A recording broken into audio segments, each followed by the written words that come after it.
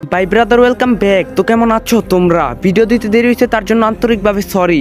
তো তোমাদের রাফি গল্প সিজন 4 পার্ট 2 নিয়ে আসা পড়ছি। তো বেশি কথা না কয়ে ভিডিও শুরু করা যাক। স্যার, এই ওষুধগুলো নিয়ে আসেন। রাফি নার্সকে বলল, আচ্ছা ঠিক আছে, আমি নিয়ে আসছি।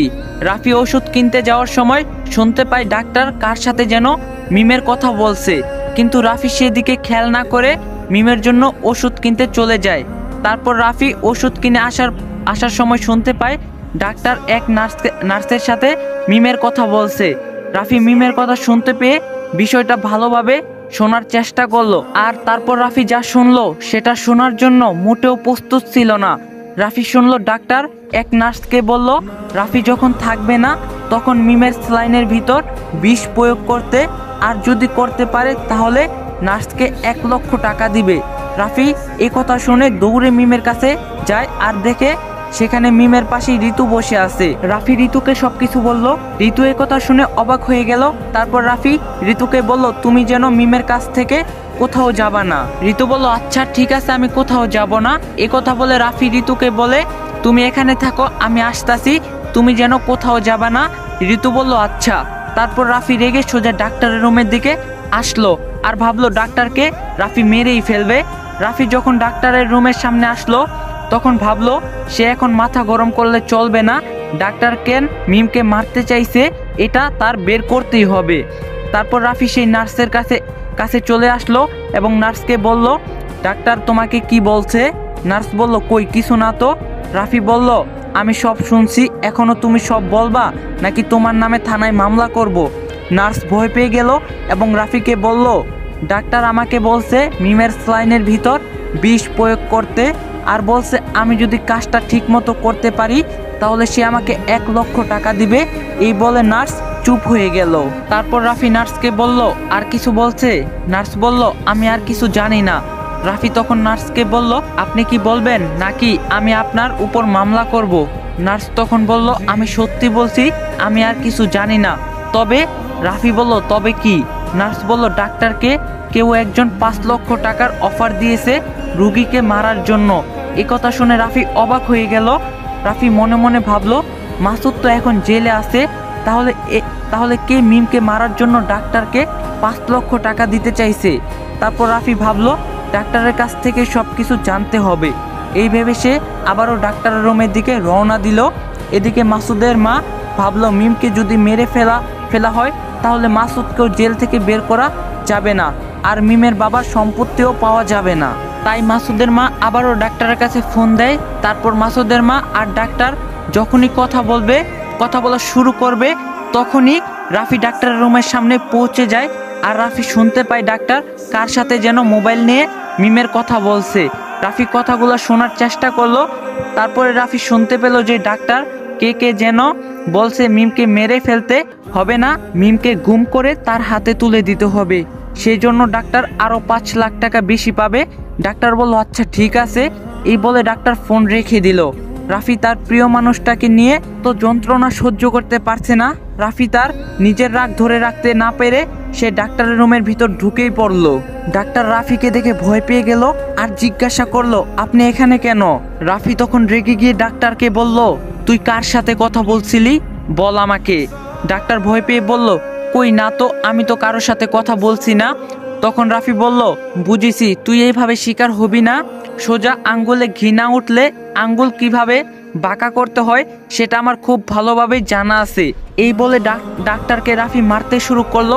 এক পর্যায়ে ডাক্তার রাফিকে বলল, আমাকে আর মাইরেন না, আমি সব বলছি। রাফি বলল, বল।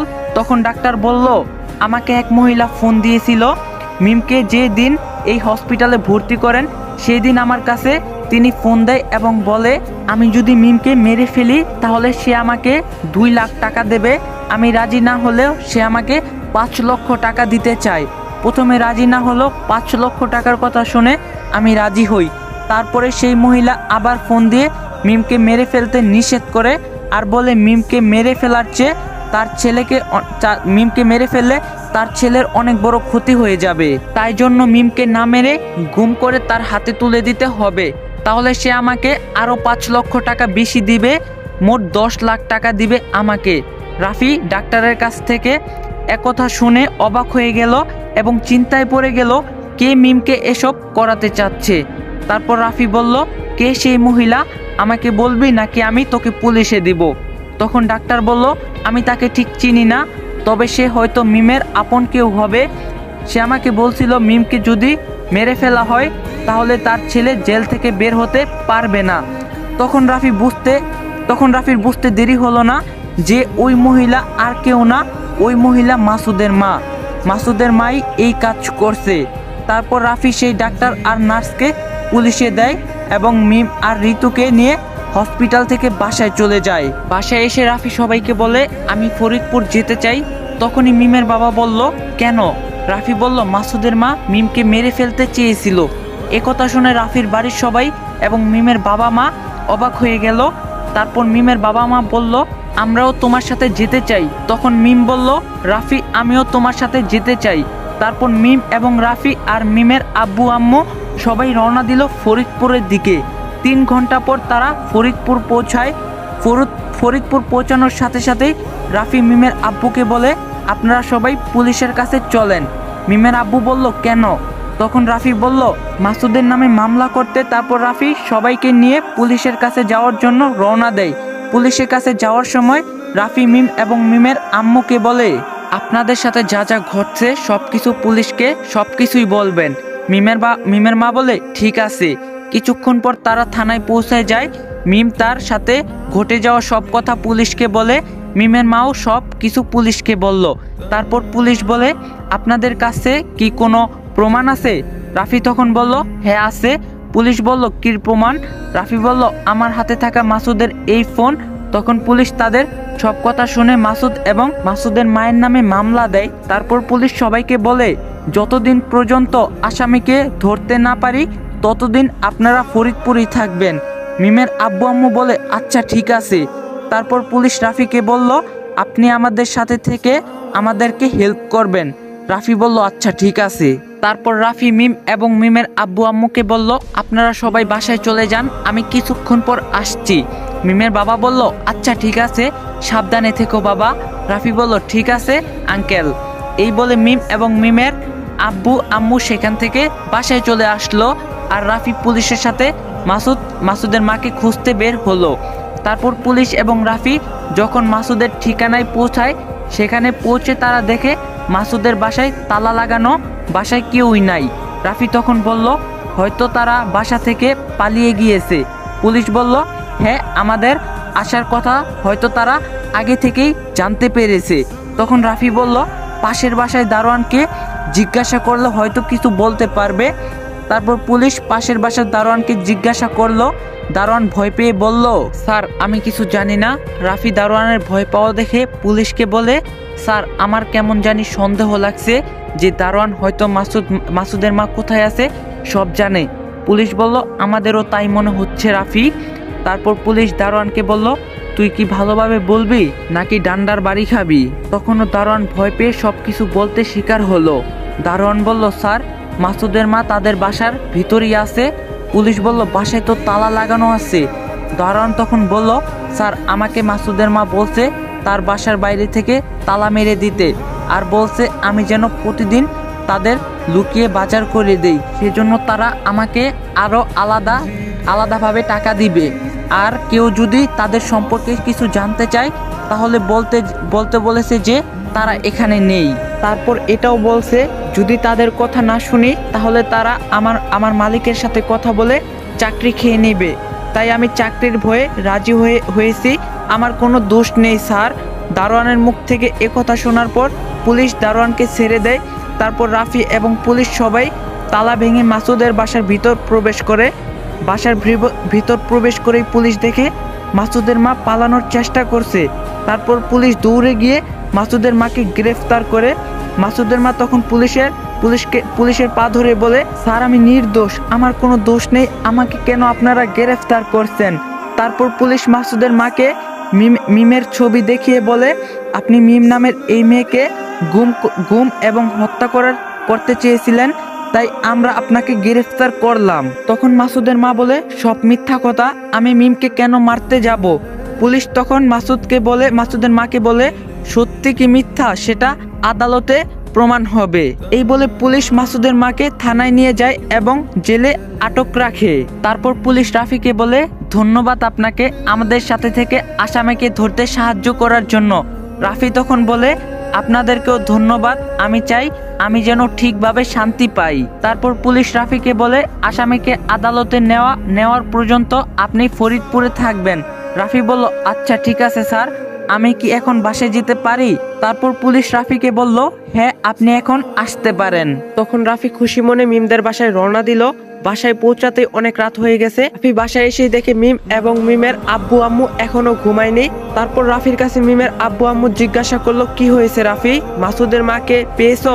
রাফি বলল, হ্যাঁ আঙ্কেল পেয়েছি। কথা শুনে সবাই অনেক শান্তি পেল। রাফি তখন মিম এবং মিমের আব্বু আম্মুকে সব কিছু বলল। তারপর মিমের আব্বু বলল, সবাই ফ্রেশ হয়ে আসো, খেয়ে নাও।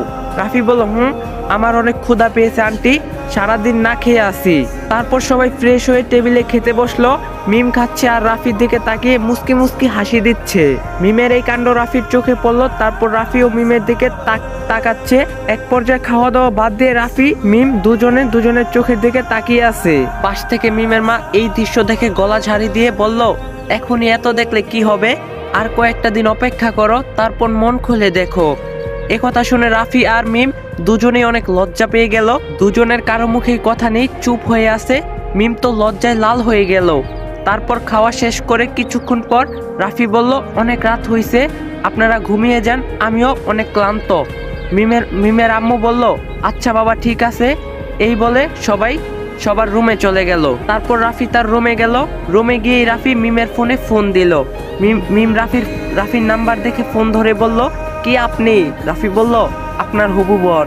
মিম বলল, ও তা আপনি কেন ফোন দিয়েছেন? রাফি বলল, কেন আবার, আমি আমার হবু বউয়ের কাছে ফোন দিতে পারি না? মিম বলল, পারবেন, কিন্তু। রাফি বলল, কোনো কিন্তু নাই, আমার ইচ্ছা হয়েছে তাই আমি আমার হবু বউয়ের কাছে ফোন দিয়েছি। তারপর মিম বলল, জি বলেন আমার মহারাজা। রাফি বলল, আমার দিকে অমন করে তাকায়াছিলা কেন? মিম বলল, কেন, আপনার দিকে তাকানো যাবে না নাকি? রাফি বলল, যাবে, কিন্তু তুমি আমার দিকে দুষ্ট মনে তাকিয়েছিলে কেন?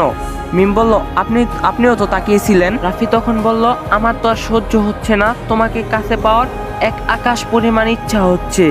মিম লজ্জা পেয়ে বলল, তাই নাকি? রাফি বলল, তারপর রাফি মিমকে বলল, আপনি একটু ছাদে আসতে পারবেন? মিম বলল, আপনি না বললেন যে আপনি অনেক ক্লান্ত হয়ে আছেন? রাফি বলল, ক্লান্ত ছিলাম, কিন্তু এখন আর ক্লান্ত লাগছে না। মিম বলল, কেন? রাফি বলল, ও আপনি বুঝবেন না, আপনি ছাদে আসেন, আমিও যাচ্ছি। তারপর রাফি রুম থেকে বের হয়ে লুকিয়ে লুকিয়ে ছাদে চলে আসলো। কিছুক্ষণ পর মিমও ছাদে আসলো। ছাদে আসার পর মিম আর রাফি দুজনকে জড়িয়ে ধরলো। তারপর রাফি মিমের কপালে চুমু খেয়ে বলল, কবে যে আপনাকে আমার কাছে পাবো। তারপর মিম রাফির বুকে মাথা রেখে কিছুক্ষণ রোমান্টিক টাইম পার করলো। কিছুক্ষণ পর মিম বলল, অনেক রাত হয়েছে, এবার ঘুমাতে হবে। রাফি বলল, তারপর মিম বলল, আমাদের এখানে অনেক সুন্দর সুন্দর জায়গা আছে, কাল আমি আর তুমি সেখানে বেড়াতে যাব। রাফি বলল, আচ্ছা ঠিক আছে। তারপর রাফি আর মিম দুজনেই ঘুমাতে চলে গেল। এদিকে রাফিকে নিয়ে রাফির বাবারা সবাই অনেক চিন্তা করছে, রাফির যদি কিছু হয়ে যায়। ঋতু তখন রাফির বাসার সবাইকে বলল, আপনারা চিন্তা করবেন না, রাফির কিছুই হবে না, রাফি অনেক সাহসী এবং সৎ একটা ছেলে। আমাকে যখন মেরে ফেলার জন্য ঢাকায় নিয়ে যায়, তখন আমি সেখান থেকে লুকিয়ে চলে আসি। তারপর আমি ভাবি, আমারও এই পৃথিবীতে আজ কেউ নেই, বাবা নেই, মা নেই, আমার আজ কিছুই নেই, আমি আমার এই জীবন রাখবো না, আর রাখবই না, আমি মারা যাব। এই ভেবে আমি ব্রিজের উপর থেকে লাফ দিতে চাই। তখন রাফি আমাকে দেখে এবং আমাকে মৃত্যুর হাত থেকে বাঁচায়। তারপর আমি যখন তার উপর জেদ খাটাই, তখন সে আমাকে রেখে একটা সাইডে যায়। তখন অনেকগুলো খারাপ ছেলে আমাকে বিরক্ত করতে আসে। তারপর আমি তাদের ভয়ে দৌড়ে রাফির কাছে চলে যাই। তখন রাফি আমাকে তাদের হাত থেকে বাঁচায়। রোদেলা ভাবি তখন বলল, হ্যাঁ রাফি অনেক সৎ একটা ছেলে। যখন রিয়াজ হারিয়ে গিয়েছিল, তখন রিয়াজকে আমাদের কাছে নিঃস্বার্থে পৌঁছে দিয়েছিল। তারপর সবাই যখন একে একে রাফির প্রশংসা করছে, তখন রোদেলা ভাবি মনে মনে ভাবছে, সবাই রাফিকে নিয়ে কত গল্প করত, প্রশংসা করছে, অথচ সেই রাফির রাফিকে সবাই এতদিন ভুল বুঝছিল। যে ঋতুর কারণে রাফি 8 বছর জেল খাটতে হলো, সবাইকে ছেড়ে এত বছর এত কষ্ট সহ্য করতে হলো, সেই ঋতু আজ রাফির প্রশংসা করছে। যেই বাবা মা রাফির কোনো কথা না শুনে রাফিকে ছেলে বলে অস্বীকার করলো, 8 বছর একটাবার খোঁজ নিল না, সেই বাবা মাও আজ রাফিকে নিয়ে এত গর্ব করছে। যেই শফিক চাচা রাফিকে এত ভালোবাসতো, যে তার মেয়েকে রাফির সাথে বিয়ে দিতে চেয়েছিল, সেই শফিক চাচাও রাফিকে ভুল বুঝেছিল। আসসালামু আলাইকুম গাইস, যদি পার্ট 3 লাগে অবশ্যই কমেন্ট বক্সে বলবেন। আর একটাই রিকোয়েস্ট, ভিডিওটা বেশি বেশি করে শেয়ার করে দিবেন। চ্যানেলে নতুন না থাকলে অবশ্যই চ্যানেলটা সাবস্ক্রাইব করে দিবেন।